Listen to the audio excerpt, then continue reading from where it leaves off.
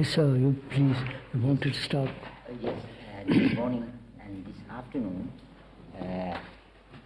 I want to ask you 3 or 4 things to clarify to me. And for a long time, these questions You were... have to speak a little louder, sir. Yeah, for a long time, these questions were in mind. And very often I thought of you, to meet you and discuss these things, not in a place like this, but privately between you and me. But it was not possible to get this opportunity. And now, ultimately, I am grateful to Mr. Narayan for arranging this. There is, I think we continued yesterday about something. I think you were telling at the last thing is, I think it's about greed. And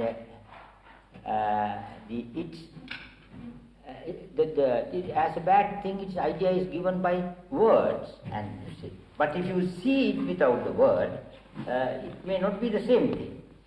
And of course, that is quite so, because the thing itself has no word. When you see the thing, it is. In Buddhist terminology, there are 3 levels of knowledge. One is called Srutami Prajna. That is, that we get wisdom, certain knowledge through learning. The books, teacher. Then there is further development, Chintamani Prajna. That is the wisdom that you get by thinking, meditating according to that. Your knowledge, still within words, it is still within language. But the highest wisdom is Bhavanami Prajna, which goes beyond words, beyond language. It has no word, it has no name, it has no terminology. That means there you see the thing without a word. I think that is what you meant when you said, when you see the thing, all our those reflections, accumulated meanings disappear. That is how I understood it. I don't know whether that is what you meant.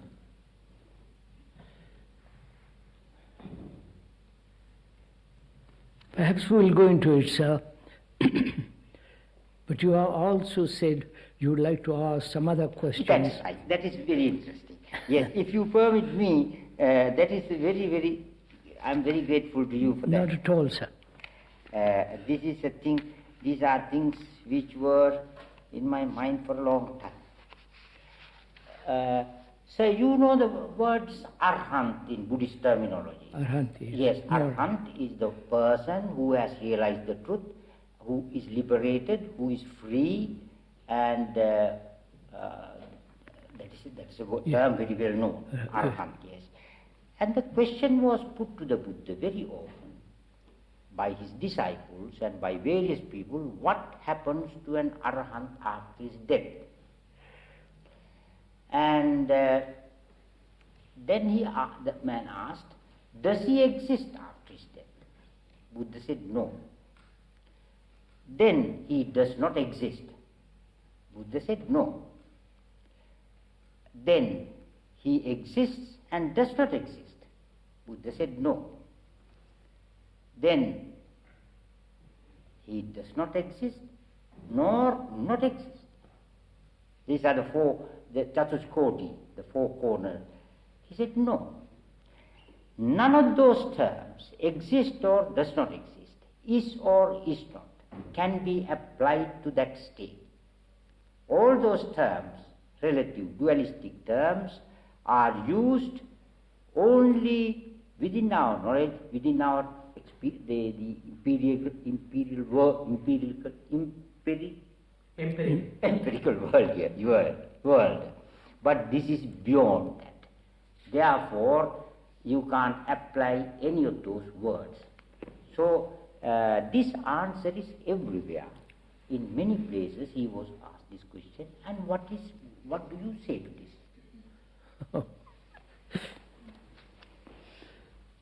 He said that you can't say exist or does not exist. Could we talk over together, sir? Yes.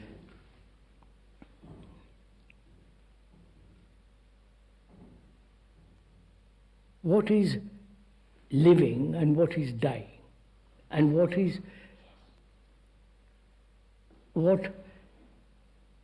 the state of the mind that is dead or in the process of dying? Could that,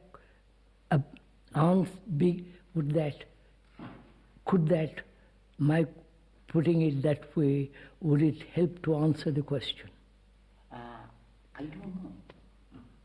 You see, arhat, after all, arhat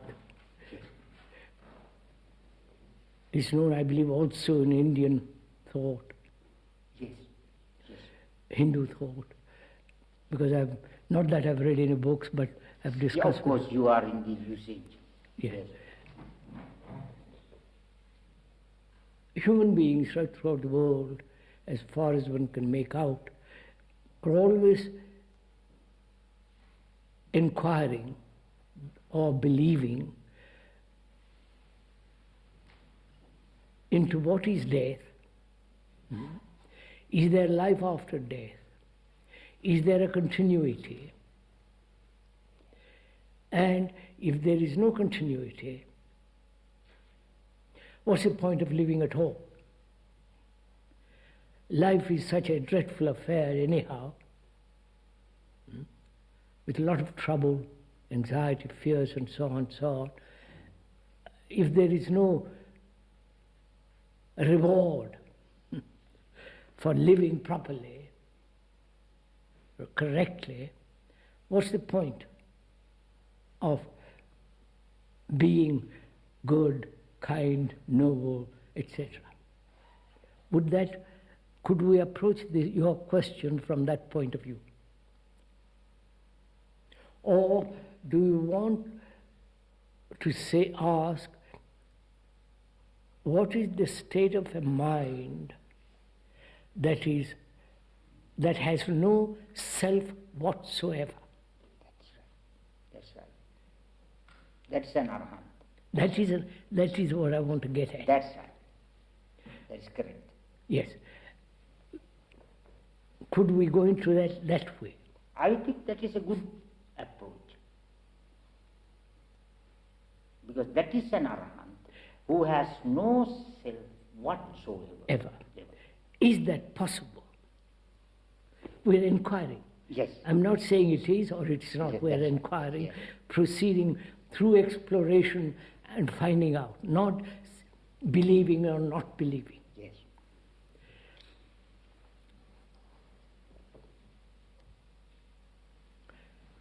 So what is the self?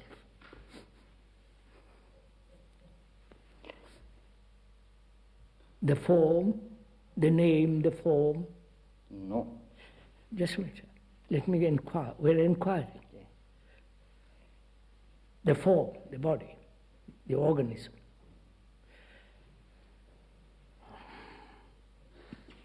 The name.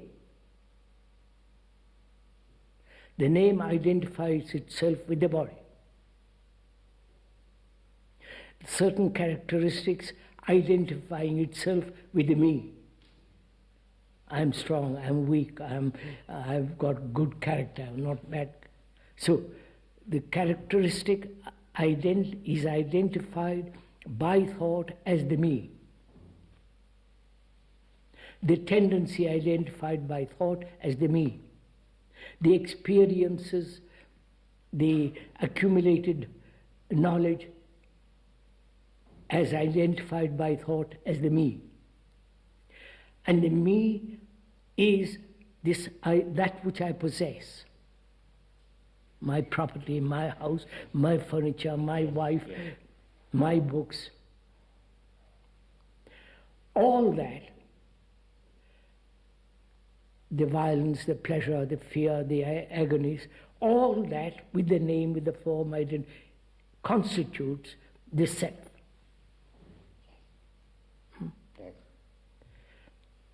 So, what is the root of the self?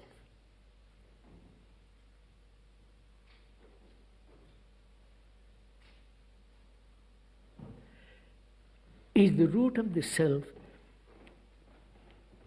the acquired experiences?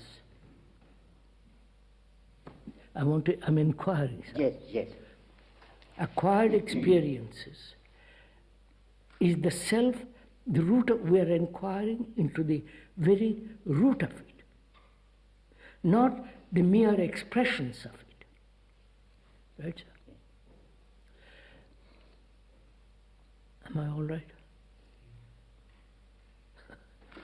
I want to laugh a bit. Yes. Yes, that is very important.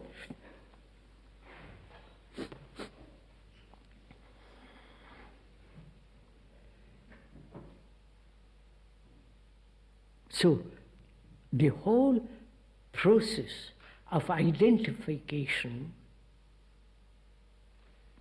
my house, my name, my possessions, what I will be, the success, the power, the position, the prestige, the identification process is the essence of the self.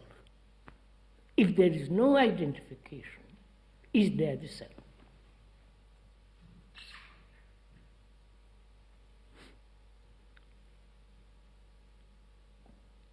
You understand, sir? Yes, sir, I follow. No, I mean, so can this identification come to an end? Which is the identification is the movement of thought.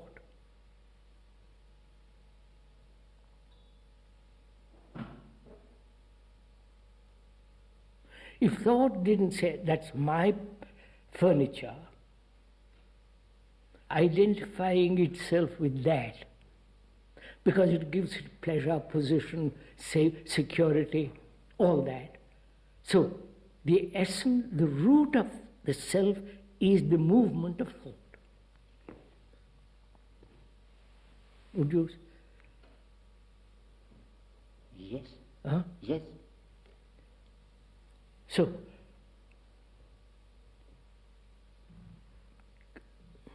death is the ending of that movement. Or is death a continuity of that movement into next life? You understand? I follow fully. Quite. Arhat or the arhat or the liberated man, why should he wait till the end? Till he reaches that which is called death. So when we realize thought, the very root of the self is the movement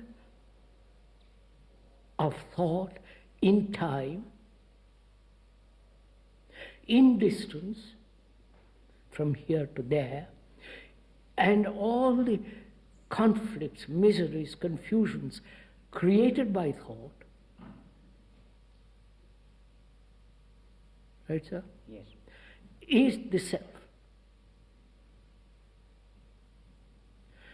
So when thought comes to an end,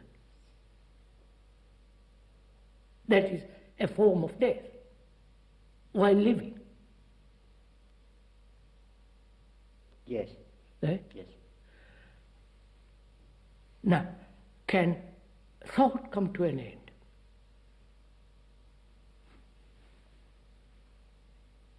To bring that about, or wanting the thought to end, we meditate, we practice, we are aware, go through all the tortures of so-called meditation. Right, sir? Would you agree that? Popularly. Popular religion. What? Popular. No. Yes. I want, you see, Yes. I want Please, sir, if I may point out, the ordinary man is not interested in all this, right? He wants his beer, whatever he wants. He's not interested in all this. Because perhaps wrong education, social conditions, economic position, environmental influences, and maybe the religions have helped to keep the man down there, popular, the elite or somewhere else. If the Pope, the cardinals, you follow? Yes. So I wouldn't, if I may point out, sir, I wouldn't say popular. It is the human tendency. That's all we are talking. Every human being has identified himself and so conditioned himself with something or other, with God, with nirvana, with moksha, with heaven, with paradise, and so on. Now, while living, can that death, which is the end of thought, take place? Not at the end of one's life, which is then it's a graveyard renunciation. It has no meaning. Yes, may I add a little bit when you said it is not necessary to wait till the end of life, till death. And Buddha pointed out the same thing. When this question was put to him, the question was asked also whether what will happen to the Buddha after his death. He asked the disciple, what is Buddha? Is it this body? Yes, like that. As you said, the form and name and all this. Of course, in Buddha, exactly what you said, form and name in Buddhist terminology is called nama rupa. Nama rupa, that is Sanskrit too. Sanskrit for form, yes.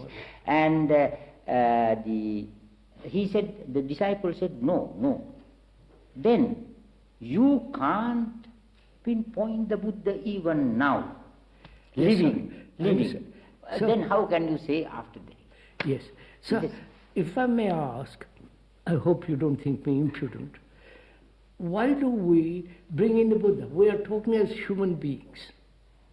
Just because I raised the question from the Buddha's point of view. No, as a human being, I want to know what happens after death, or what is the significance of death, or can one live in daily life, not as a monk, as a saint, all that stuff, daily life without the self? Of course, my question was not that. The person who has realized the truth, who has become liberated, free, to him what happens?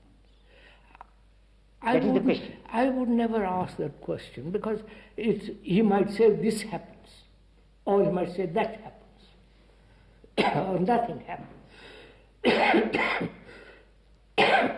Then it becomes a theory to me, which is an idea.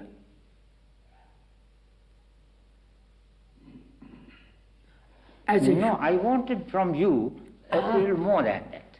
You want from me? Yes. Not a theory. No, if you want it from this person who is talking, you have to inquire as he's inquiring. And therefore he asks, is it possible to live in daily life, not at the end of one's existence, a daily life without this identification process which brings about the structure and the nature of the self, which is the result of thought, can the movement of thought end while I'm living? That is the question, rather than what happens when I die. The me is merely a movement of thought. Thought itself is very limited, right? Yeah. Is a piece in a vast movement. It's a small piece, broken up. Right? So, as long as thought, limited, a broken up thing, a fragment, whatever it creates will be still limited, broken up, fragmentary. Right? So, can a human being, you or I or any of us, can we live without the movement of thought, which is the essence of the self?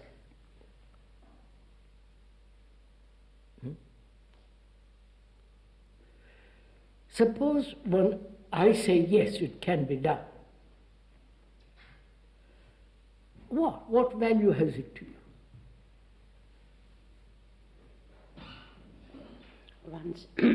Once that identification is really broken, Huh? once that identification of thought and me is really broken, Is really broken, broken. then, No, not broken. End. and that's what I mean, ended. When you break something, it can continue, but Yeah. it's an ending. Not, It can never come back in the same way again. No. It is an irrevocable ending. what I'm saying is, suppose the speaker, this person says, yes, it is possible. I know it is possible. Then what? What value has it to you? That is what personally I hope we can discuss. You- here. I'm coming to that. What value is that to you? Either you accept it, or you say, don't be silly, and walk away. I It's see. not possible, and you leave it. But if you want to inquire and say, look, is it possible? Let's find out. Not, let us find out not as an idea, but as an actuality in daily life. Right? Yes. Right. Somebody join. Dr. Rahula, we have been talking in this context the value of Buddhist meditation or meditation, preparation, practice, mindfulness. What is the value of all those things that is mentioned in the Buddhist literature, which is practiced or which is very important thing in relation to the ending of thought?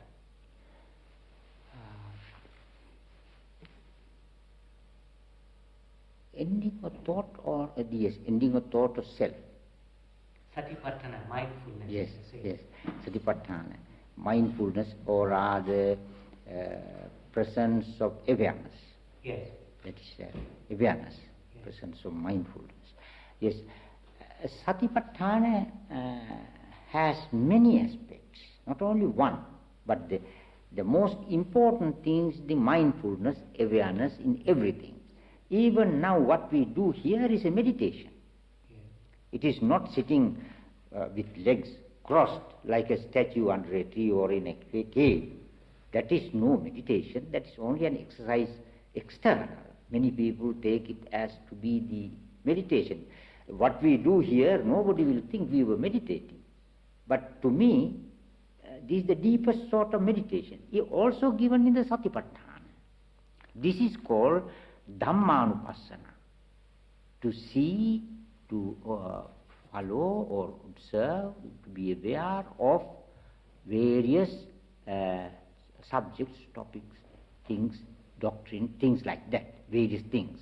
That is the intellectual side of it. Then there is meditation also, mindfulness, being everything, that whatever you do, eating, drinking, going about, talking, everything, that is mindfulness. And all that leads to what he says.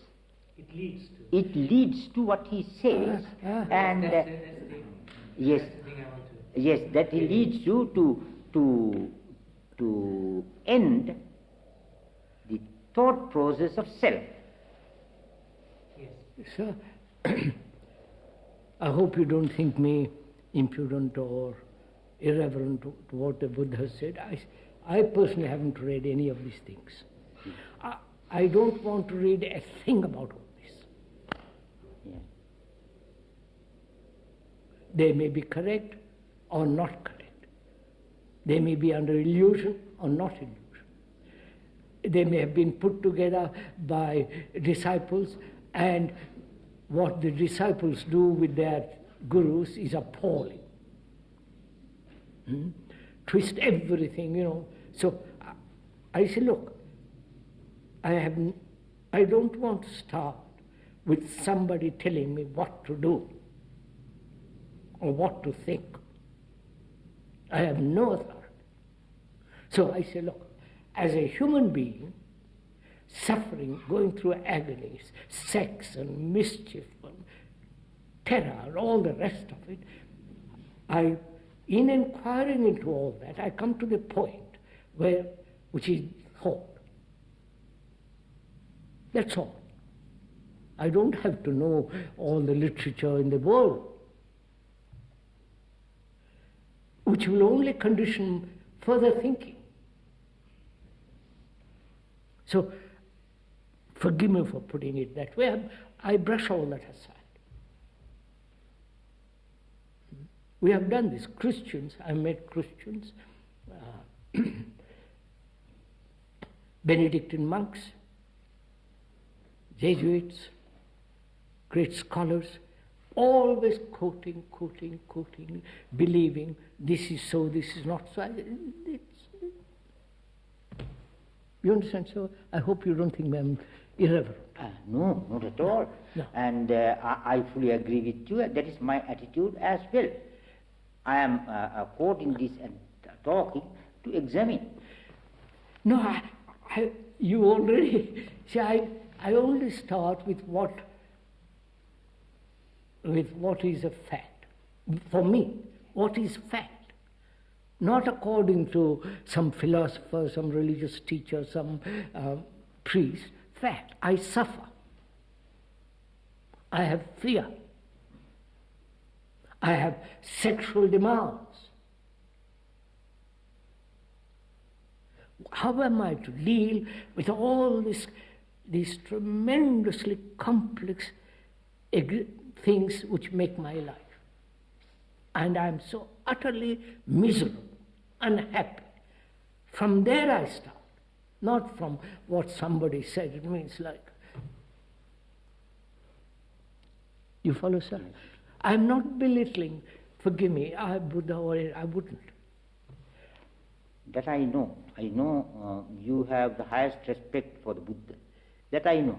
But we have the same attitude. And I want to examine with you.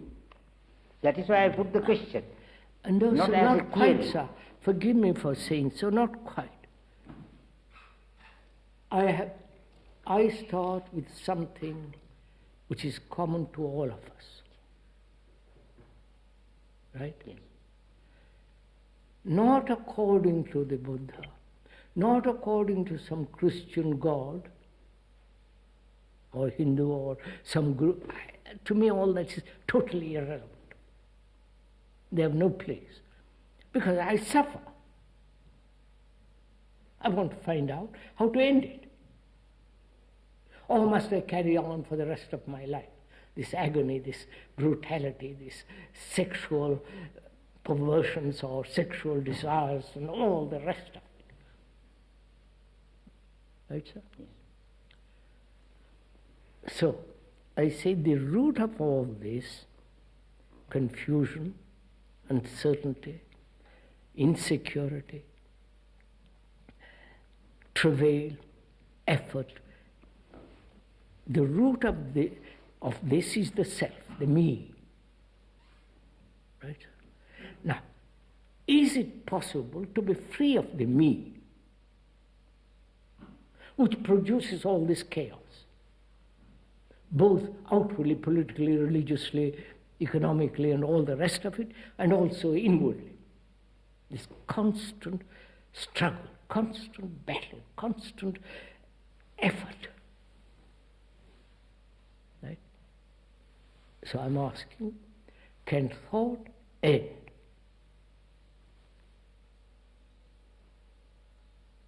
So thought has no future. That which ends then has a totally different beginning. Not the beginning of the me, ending and picking up again later. Right, sir? So, how is that thought? Not in what manner can that thought end? That's the problem. The Buddha must have talked about it. Right, sir? Yes. I don't think Christianity, as far as I know, has touched this point. They said, give yourself to God, Christ, and abandon yourself to Him. But the self goes on. They haven't gone into this at all. Only the Hindus and the Buddhists have done, and perhaps some. So, how can this thought end?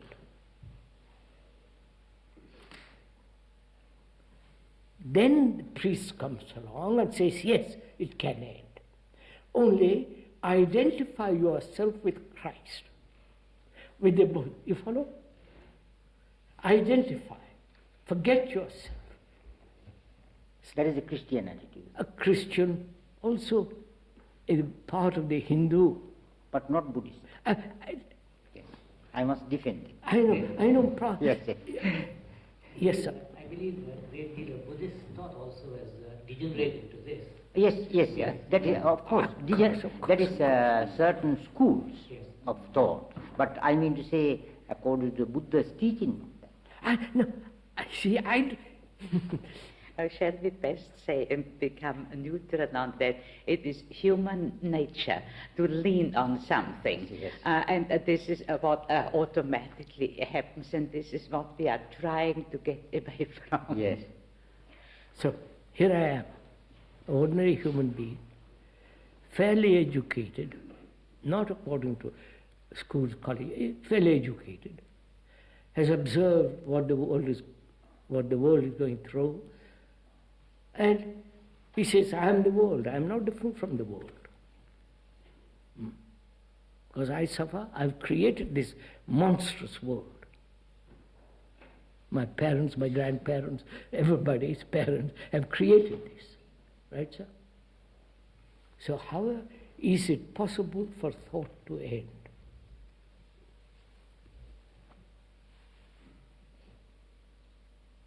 Some people say yes, which is to meditate, control, No. suppress. No. I said some people. I said, madam. Beg pardon. Some people have said suppress it. Identify the self with the highest, which is still the movement of thought. Some people have said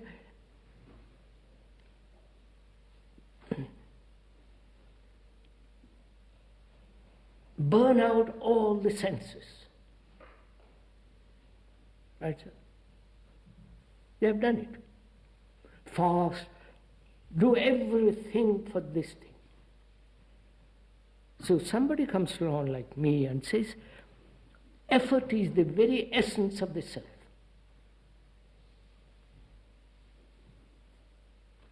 Right? Do we understand that? Or has it become an idea and we carry that idea out?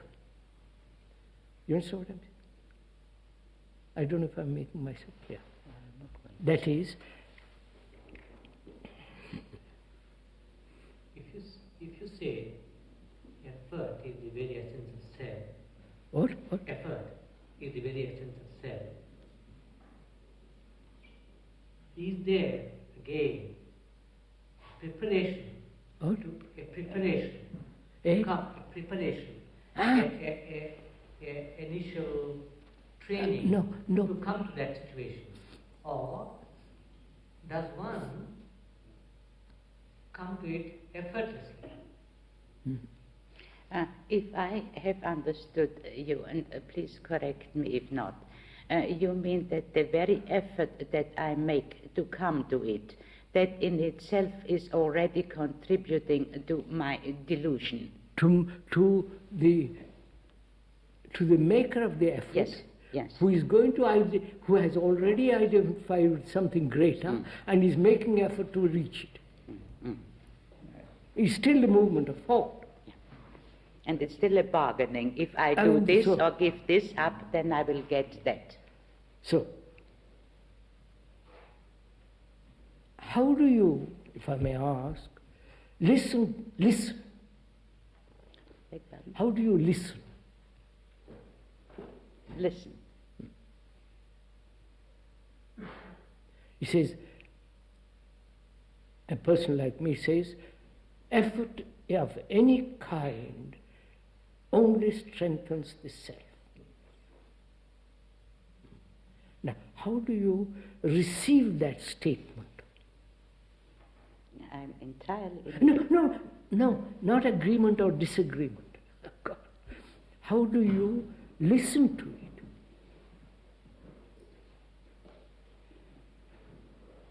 Let it impinge. What? Let it impinge. No.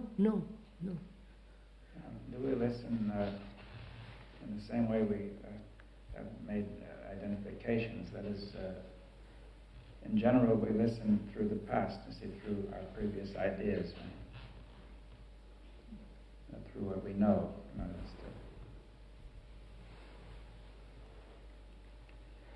It must be. But is that right? If one can open up and just listen. No. Can't one? When you eat, you are eating because you are hungry. The stomach receives the food. There is no idea of receiving the food. So, can you listen without the idea of receiving?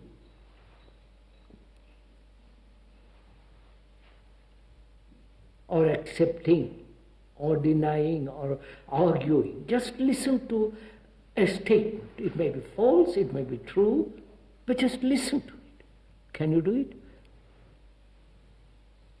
I would say yes. Huh? I would say yes. Then, if you so listen, what takes place?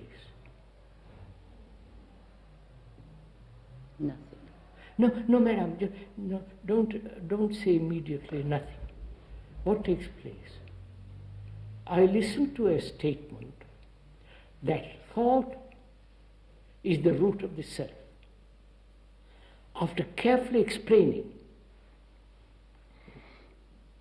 the movement of thought which identifies itself with the form, with the name, with the this and that and the other thing.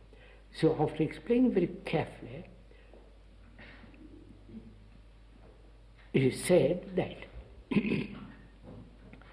thought is the very root of the self. Now, how do you receive or listen to the truth of that fact that thought is the root of the self? Is it an idea, a conclusion, or it is an absolute, irrevocable fact?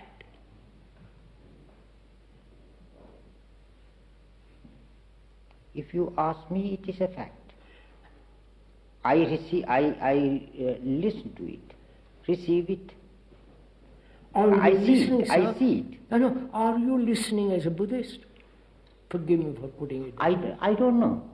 No, I you am must not know. identifying anything at all. Huh? I am not listening to you as a Buddhist or a non-Buddhist. I'm asking you, sir, are you listening as a Buddhist? Just a minute. Are you listening as a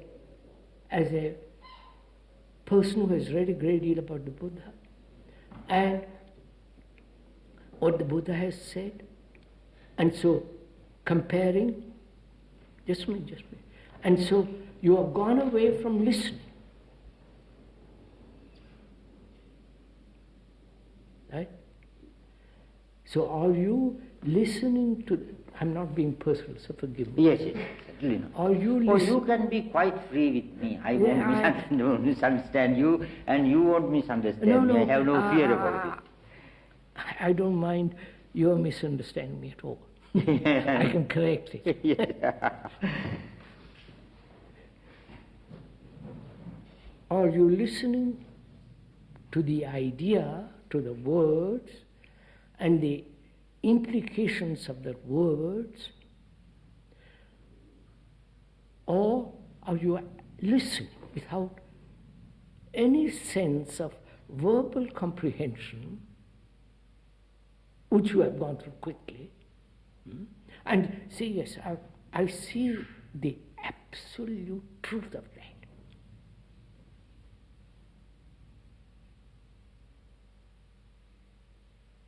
That is what I said. Do you? Yes. No, sir. Then it's finished.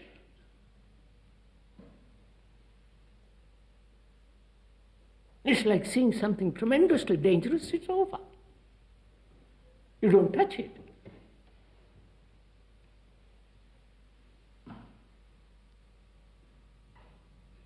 I wonder. Why not? Huh? Why not touch it? It seems to me that there's a tendency to listen through the word, as you say, that there is, and that word identifies, that identification still goes on while one thinks one is listening. Yeah. That this is the problem. It's very subtle. Yes. In other words, it is listening, you use the word in see, And in that sense. no, sir, I listen. When you say something to me, what the Buddha has said, I listen. I say you're just quoting from what the Buddha has said, but he's not saying something I want to know. He's telling me about the Buddha, but I want to know what you think, not what Buddha thought. Because then we establish a relationship between you and me, and not between you, Buddha, and me. I wonder if you see.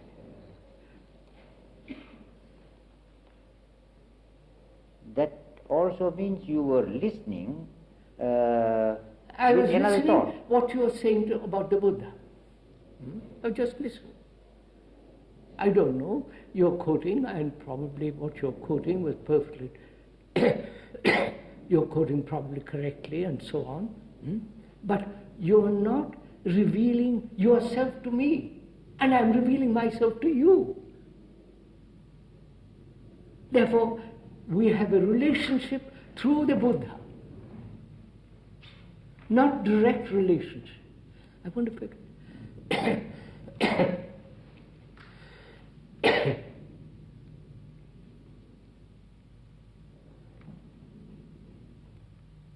I love my dog, and you like that dog too.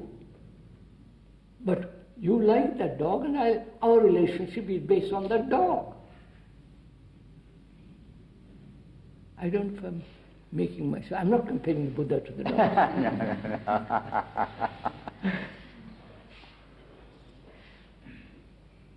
May I try to say what you are what you are looking for is to our personal experiential response to your statement no, when we your have listened? personal experience is also the experience of everybody else. Naturally. It's not personal. Though it is individually rendered, because... And it is not even, if you and I suffer, it's suffering. Not my suffering and your suffering. But when I identify myself when there is identification with suffering, then it's my suffering. And then I would say, but I must be free of it. But as human beings in the world, we suffer. We are going off somewhere else. It seems to me this question of identification is the main one that is very subtle, and in spite of all that you have said, identification still goes on. Of course. So it seems to be built into us. Well, this was really the question, whether that identification can be ended, if I understood rightly. But see, we say identification prevented listening freely, right, openly, because one listens through the identification. What does identification mean? Why do human beings identify themselves with my car, my house, my wife, my children, my country, my God, you follow? Why? To be something, perhaps? Let's inquire why. Not only identify with outward things, but also inwardly identify with my experience. Identify with experience, and this is my experience. Why do the human beings go through this all the time? At one stage you said, see, we identify with our sensations, for example, our senses, and this seems very powerful. But what would it be not to identify with our sensations? Yes. So when one listens, am I listening to identify myself with that fact about which he is talking, or there is no identification at all, and therefore I am capable of listening with a totally different ear?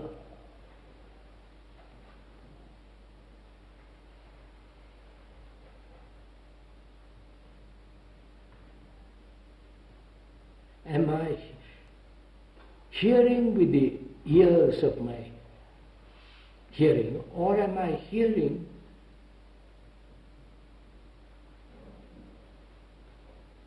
with total attention? You understand? Am I listening with total attention? Or my mind is wandering off and says, this is rather boring, and what is she talking about, or he? And so I'm off. But can I attend so completely that there is only the act of listening and nothing else? No identification, no say, yes, that's a good idea, bad idea, that's true, that's false, which are all process of identification. But without any of that, any of those movements, can I listen?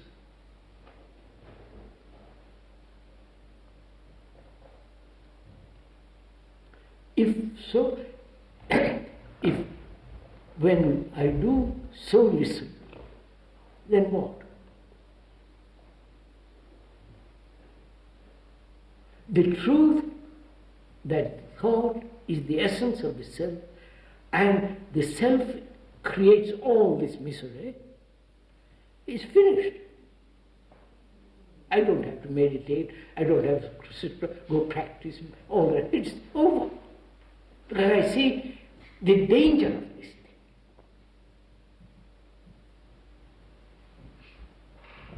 So can we listen so completely that there is the absence of the self?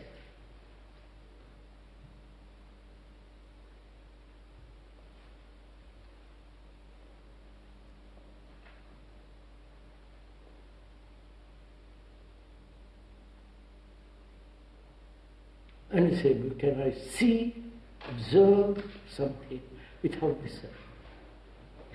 Which is my chimney, I love the skies, beautiful skies, all the rest of that.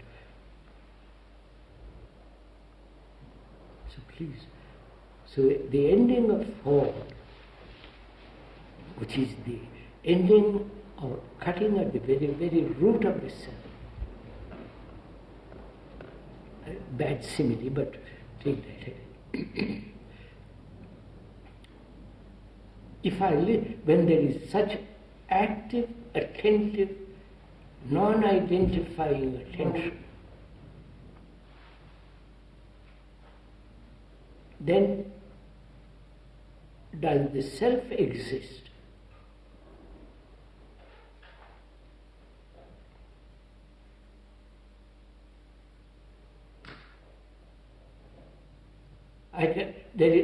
I need a suit. Why should there be an identification in getting a suit?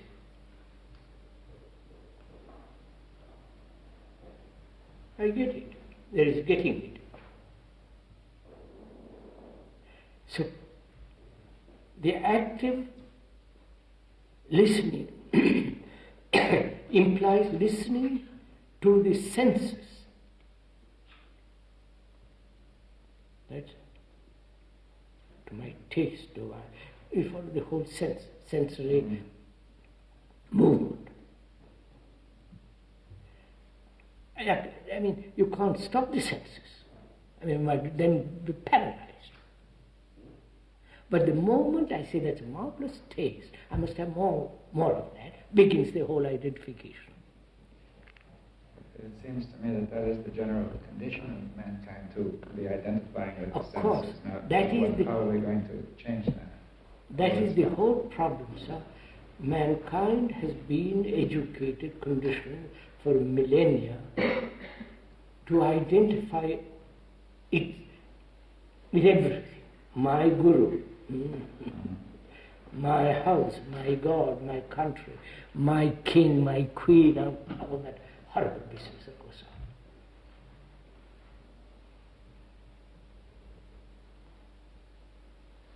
on. See, with each one of those, there's a sensation. It is a sensation, which you call experience.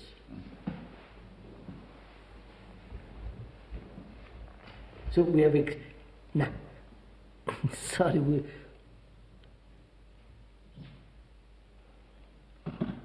sir? So we should come to our point. Yes. Which is? And the one that we began. Huh? The one that we began. Yes. Yes. When the self ends, it can end. There's certain, obviously. It's only the most ignorant and most highly burdened people with knowledge and identifying themselves with knowledge and say, well, all that. When there is the ending of the self, what takes place? Not at the end of my life, not when the brain becomes or deteriorating. When the brain is very, very active, quiet, alive, what then takes place when the self is not? Now,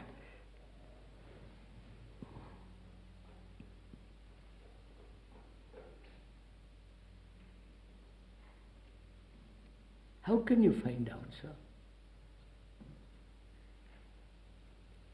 Say X has ended the self completely, not picks it up another in the future another day, but ends it completely. He says yes. There is a totally different activity which is not the self. What good is that to me? Or to any of us? He says yes. It can end. It's a different world altogether, different dimension, not sensory dimension, not intellectually projected dimension, something totally different. Yes. I said, he must be either a cuckoo, a charlatan, or a hypocrite. It doesn't make, but I want to find out. Not because he says so, but I want to find out. Can I, as a human being, living in this tremendously ugly, brutal, violent world,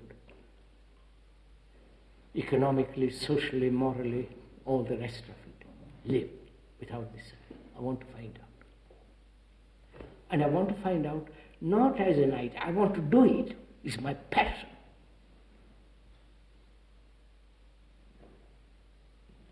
Then I begin to inquire.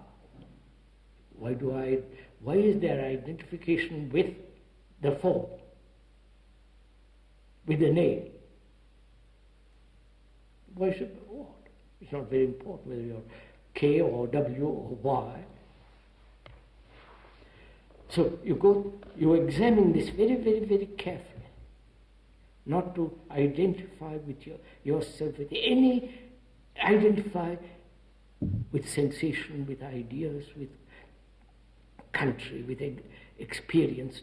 You understand, sir? Can you do it? Not vaguely and occasionally, but something that you've got to do with passion, with intensity to find out.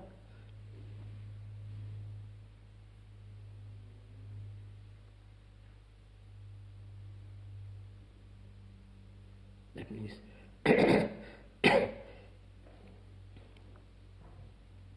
I must put everything in its right place. Right? Because I live, I have to have food. I don't have to identify myself with my this or that food.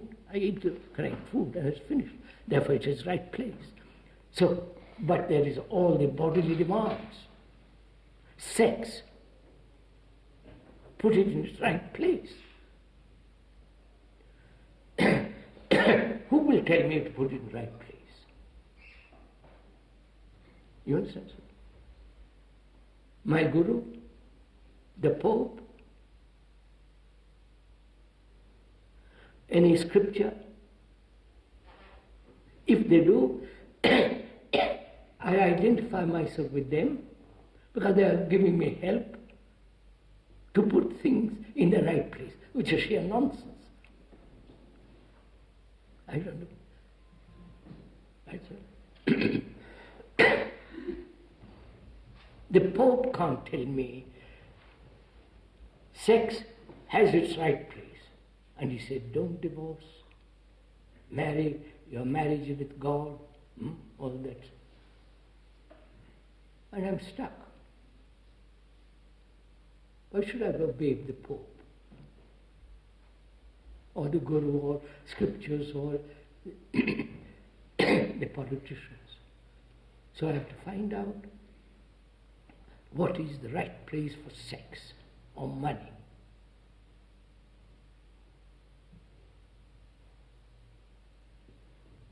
Right, sir?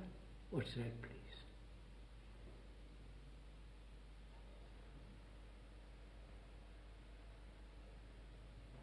How shall I find out what is the right place for sex, which is one of the most powerful, urgent, physical demand,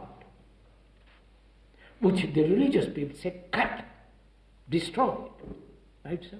Suppress it, take vow against it, and all the rest of it.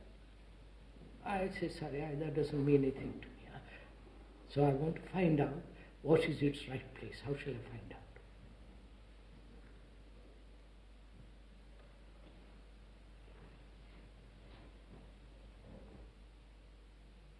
I've got the key to it, right?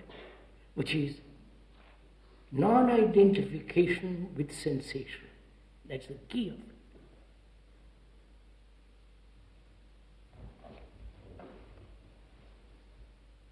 Right, sir?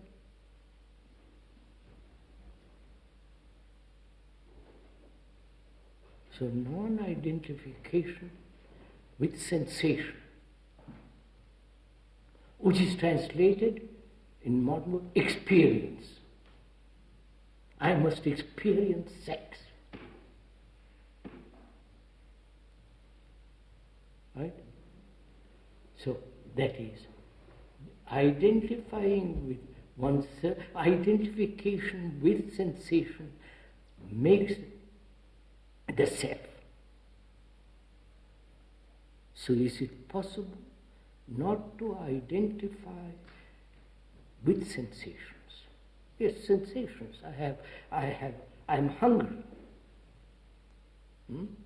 Right? But sex is a little more powerful. So I've got the key to it. You understand? The truth of it. Right, sir? So, yes, I feel sexual. All right. Non-identification. That is the truth of it.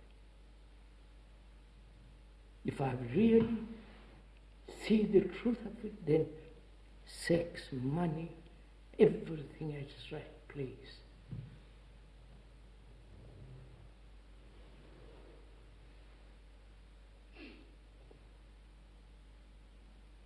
In other words, may I say that you mean to say you can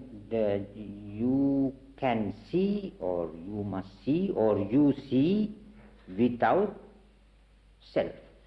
No. Identification is self. No, I said not to I've got the key that there is the truth that identification with sensation, with this, with that, builds the structure of the self. Right? Yeah. Is that an absolute, irrevocable, passionate, lasting truth? Or is it just an idea which I've accepted? Yes, that's true. And I can change that idea tomorrow. But this thing is irrevocable.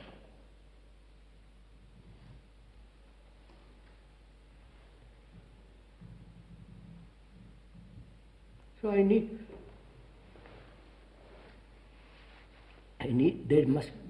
one must have money. Money gives me, there's freedom. Money gives you what to do, whatever you like. Freedom. Sex, if you want it. Money gives you sense of traveling, power, position, all the rest of it. So, non-identification with money.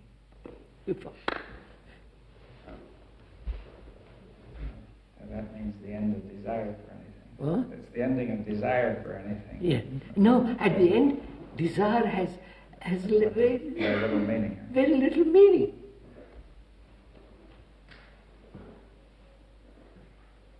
But it doesn't mean I am a dead vegetable.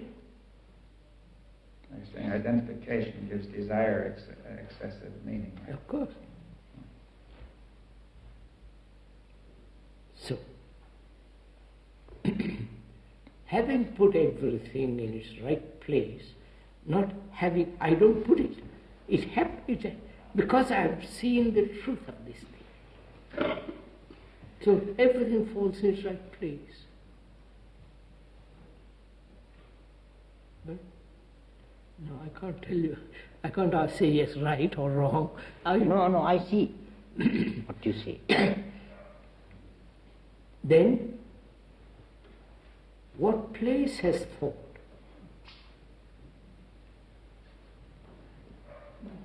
You understand? Yes. What place has thought?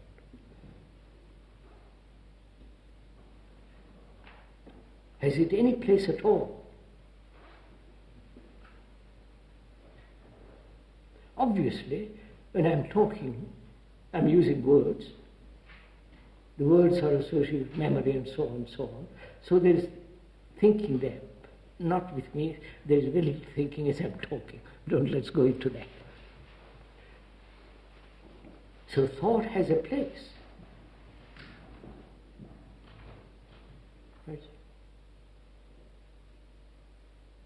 When I have to catch a train, thought has. When I go to the dentist, when I go to do something, thought has its place.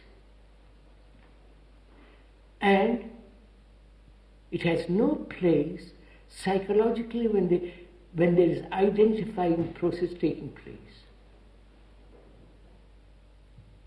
Right? I wonder.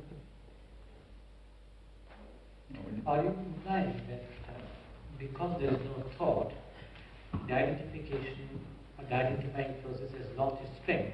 No, not lost its strength. Or it doesn't happen at all? No.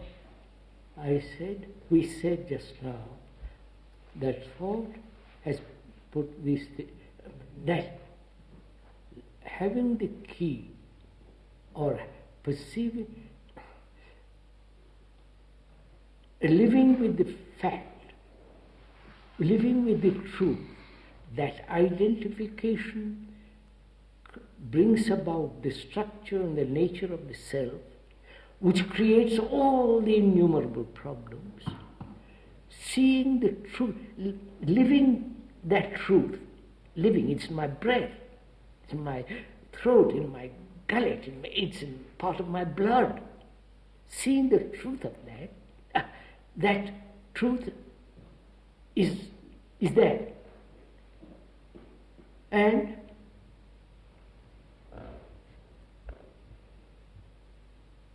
so thought has its right place. I put money, sex, not I. You're implying that... No, I think... It falls into its place. Yes. Huh? No, sir, I want to go further in this. Go on. If the insight, the passion, the truth is powerful... No. You see, you're using the words powerful. Yes, I'm using it. No, I'd say it's not powerful. It has its own strength. No, you can't use those words. Now, if it has no strength, thought asserts itself. No, it's not strength. Or When you say that it's the identification that makes thought do all the wrong things. That's right. Identification has made thought do the wrong things. And it will be all right otherwise. Otherwise, thought has its place. It will be reasonable. Yeah. But when you say no identification, then you mean the self is empty, but it has no content, doesn't it? There are only sensations. Sensations, but they're not identified. Not identified. through thought. Not identified. They're just going on. Yes, the sensation, the way I'm looking at the blue. Outside or inside? Inside.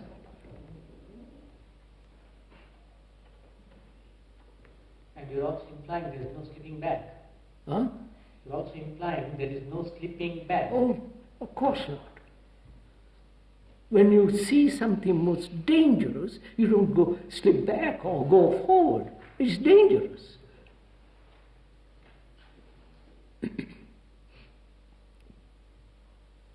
So then, is that death? That's what the question began. Yes, that's right, yes. Is that death?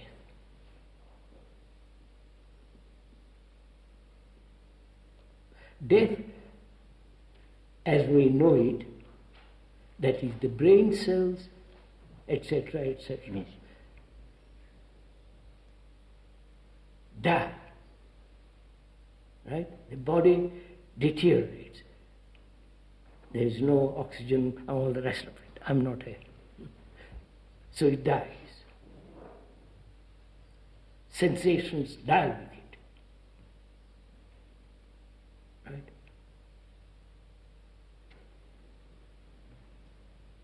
Right? Now, where am I? I don't know. Sensations, you say, die with the body, With the body, yes. so there's no sensation. No sensation. Because, right? Yes. Now, is there a living with the sensation fully awakened? They're awakened. They're alive. But the non-identifying with sensation deprives,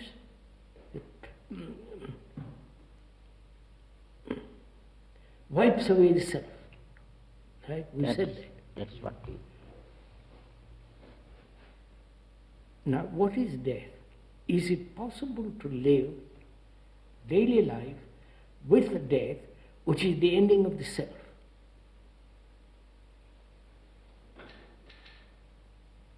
Isn't it? Yes. I don't know. Huh? Yes, I'm not quite. Go on, somebody talk for a little while. Let me get. I'm too. No, I follow it.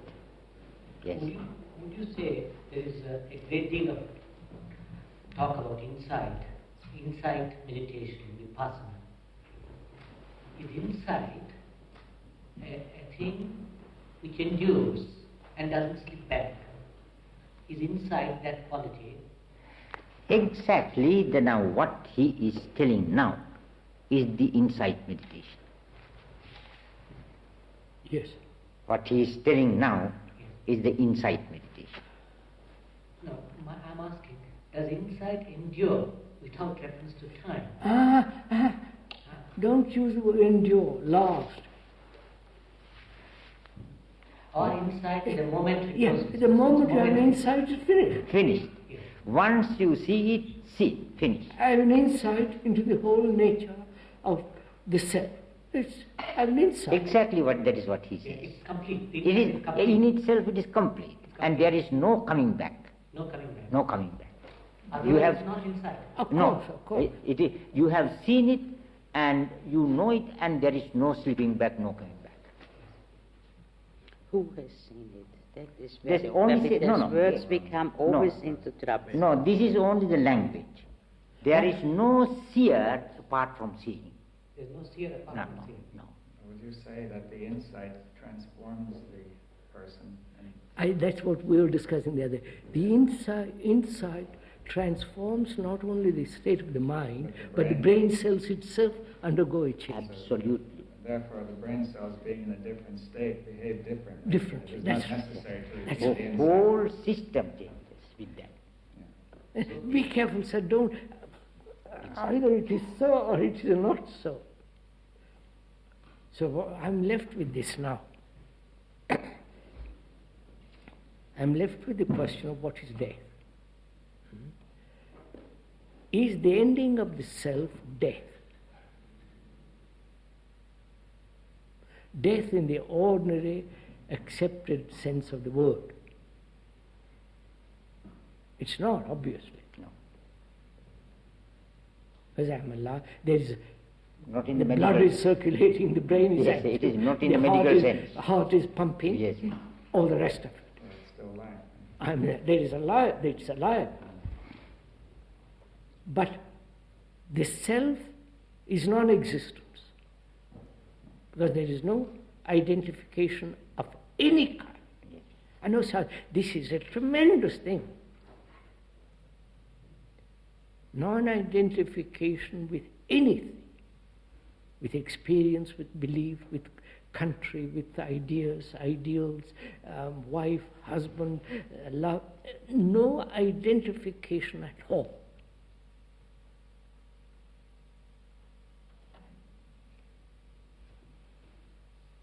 Is that death?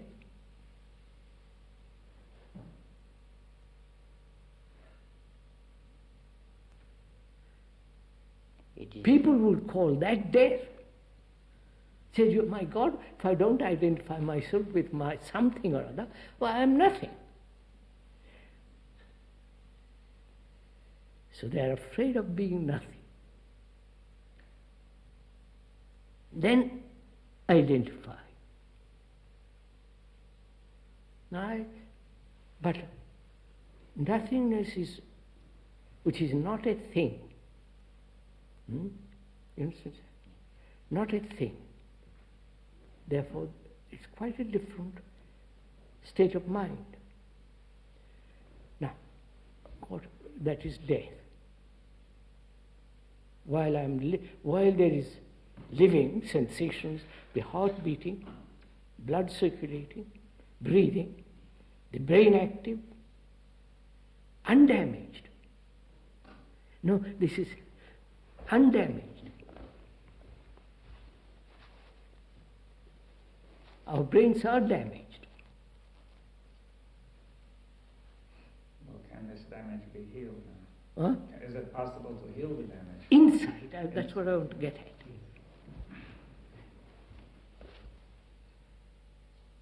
Our brains are damaged. For thousands of years, we have been hurt, psychologically, inwardly. And that hurt is part of our brain cells, remembered hurts. The propaganda for 2,000 years that I'm a Christian, that I believe in Jesus Christ, which is a hurt. Or I'm a Buddhist, I'm a follower, it's a hurt. So our brains are damaged.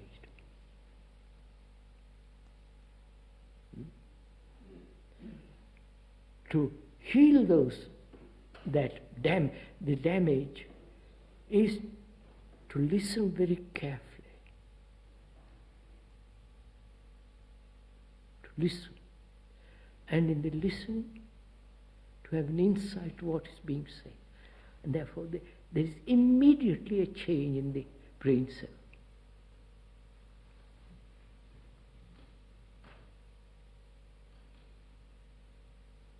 Therefore there is no identification, complete and total. And then, is that love?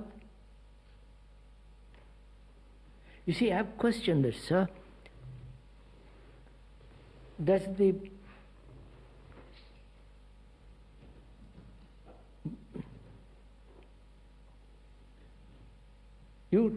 is a great talk about compassion, isn't there? In the Buddhist literature, be compassionate, don't kill, don't hurt.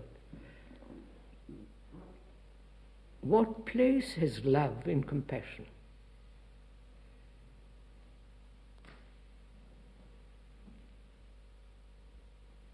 To love a man or a woman or a dog or a piece of stone, stray cat, to love something, the clouds, the trees, what place has, or the nature, any love, a house put together by architects, a beautiful thing, the bricks, to love it, which is non-identifying with the bricks, with the house.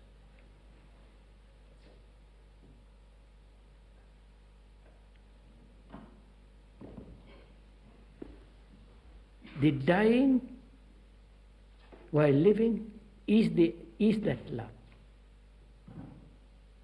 in which there is no attachment. That is so. That is so. So then what place has love? Loving a woman, a man. It's not identifying.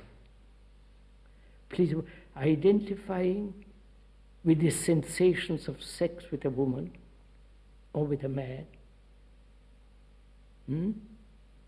and yet to love that person.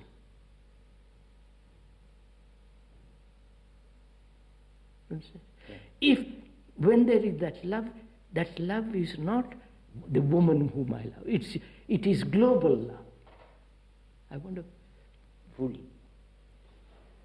Don't agree, sir. Don't agree. No, not agree. I see it. So, Very well. what place has that quality with compassion? Or is compassion the same as love? No.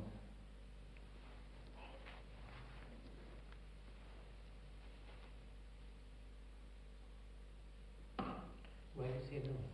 Compassion is only for the suffering. Huh? Only for the suffering. Suffering. What is this? Love suffering people. Suffering. Compassion is only for the suffering people. Suffering people. Love is, there is no discrimination. Love has no discrimination. Division. Love has no. Discrimination. No discrimination. Ah, Whereas compassion is directed towards the suffering. You make that distinction Yes. between compassion and love. Love, yes. Is it in the Buddhist Yes, Buddhist language? Yeah, Buddhist language, yes. If you There's use, compassion. that is a Maitri and Karuna. If you use these two yes, words, Maitri, and Karuna. Karuna. Yes, which is Karuna same. we say compassion. Yes. And love is Maitri. It is more than the word More than love. compassion. More than, yes. I'm just.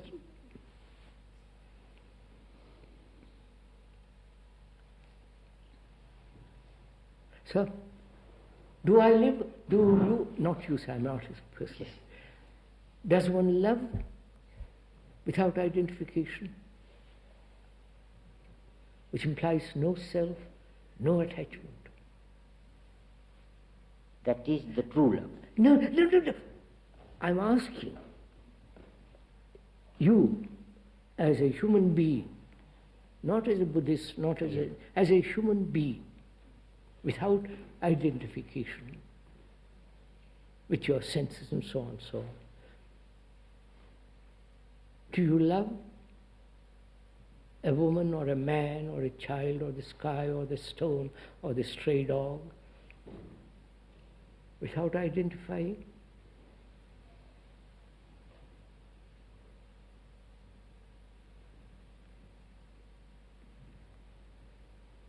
They all suffer. The woman suffers, the man suffers.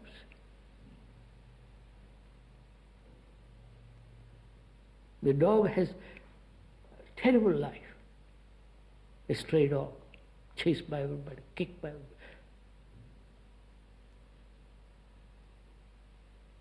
And when there is no identification, do you love that dog? Or do you have compassion for that dog?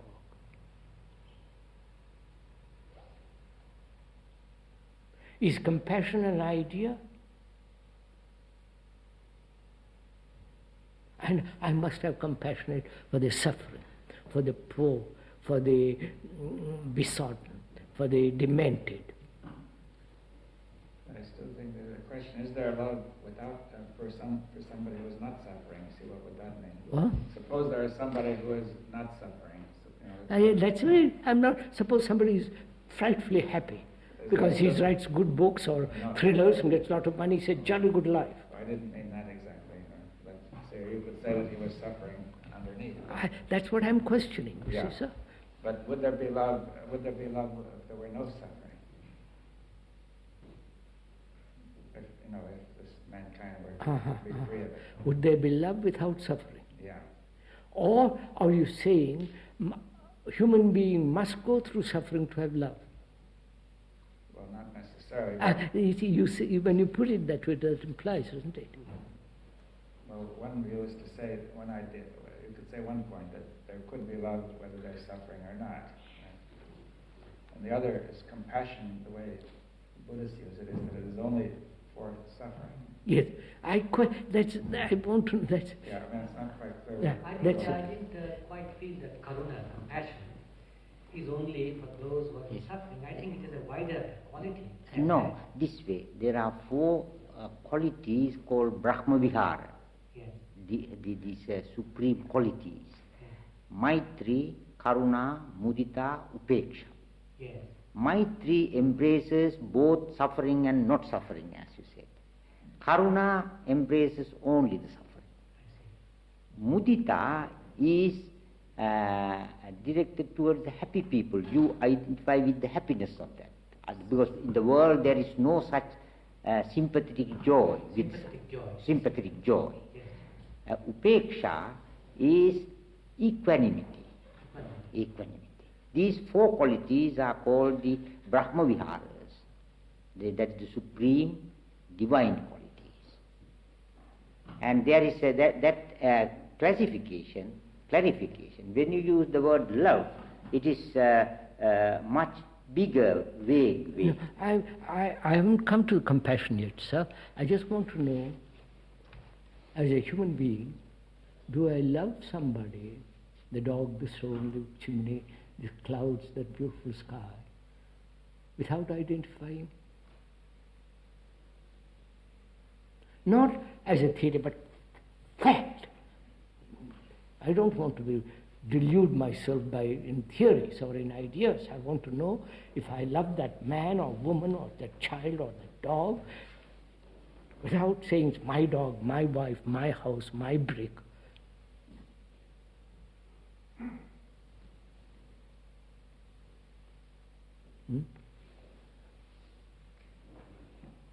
Actually, not abstraction, yes. If the identification with I is gone, as long as I feel I feel self, I cannot do it. No, madam, I said the truth is the identification breeds the self, which causes all the trouble, misery. And if that is That I said that. That's an absolute, irrevocable reality. It's in my blood. I can't get rid of my blood. It's there. then I cannot help but loving. No. Oh. You're all too quick. You Beg pardon. Not, I cannot help loving. Do you? If you see it. Huh? If you see the truth. No. Do you see the truth? The truth Yes. of that identification is the root of the self, with thought and all the rest of it.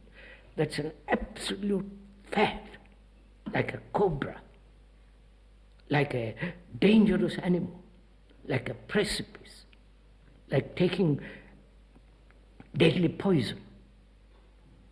So,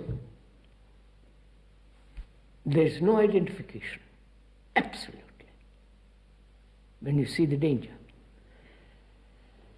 Then, what is my relationship to the world, to nature, to my woman, man, child?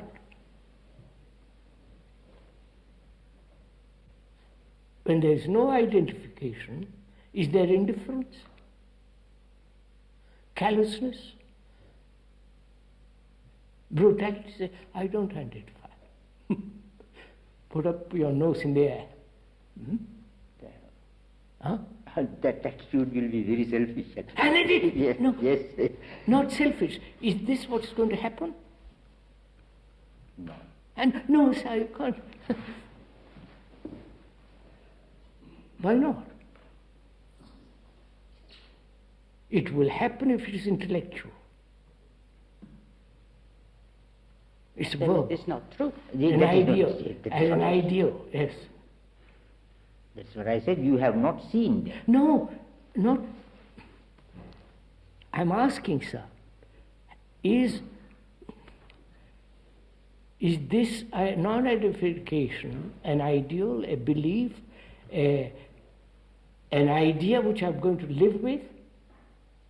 And therefore, by relationship to the dog, to the wife, to the husband, to the girl, or whatever it is, it becomes very superficial, casual.